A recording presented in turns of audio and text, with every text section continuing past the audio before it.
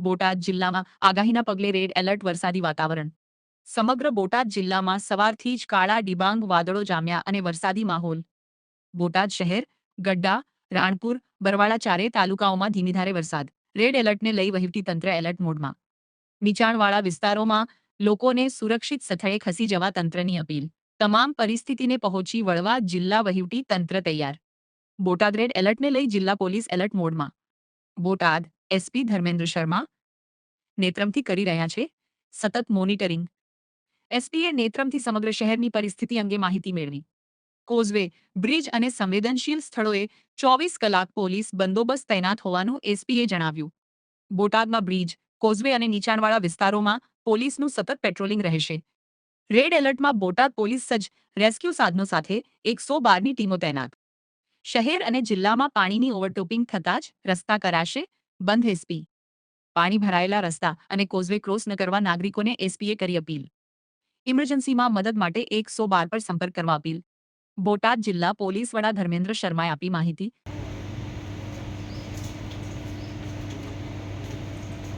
ત્યાં આપણે પાણી ભરાવાની સંભાવના વધારે હોય નીચાણવાળા વિસ્તારમાં કોઈ છે જી સર આપણે જોતું આમ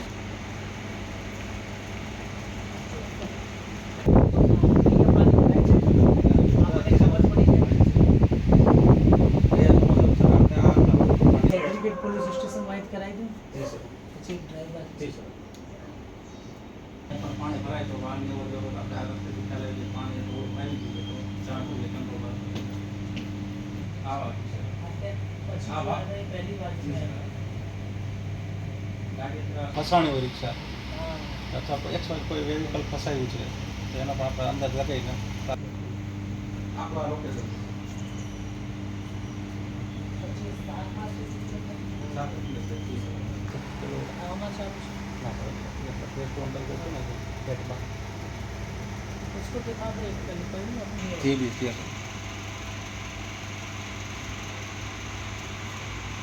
આજે રેડ એલર્ટ છે અને આવતીકાલે પણ ઓરેન્જ એલર્ટ બોટાદ જિલ્લામાં જાહેર થયેલ છે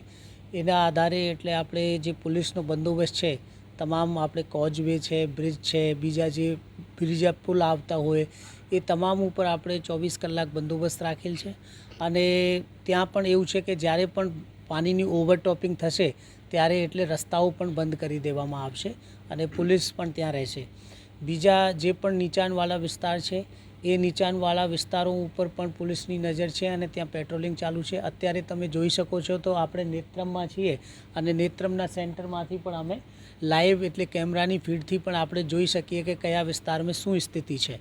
અત્યાર સુધી સ્થિતિ સારી છે પર કેમ કે આજે રેડ એલર્ટ છે તો આજ સાંજ સુધી એટલે વધારે વરસાદ થવાની સંભાવના છે એટલે મારી બોટાદના નાગરિકોને એ અપીલ છે કે તમે જ્યારે પણ કોઈ જગ્યા પાણી ભરાઈ જાય તો એ પાણી ભરાયેલા વિસ્તારમાં એટલે અવરજવર કરવાનું ટાળવાનું સ્પેશિયલી જે કોઝવે છે અને જે બ્રિજ છે ત્યાં પાણીની ઓવરટોપિંગ રસ્તા ઉપર થાય છે તો એ રસ્તા જે ઓવરટોપિંગ રસ્તાવાળા વિસ્તાર છે ત્યાં તમારે જવાનું ટાળવાનું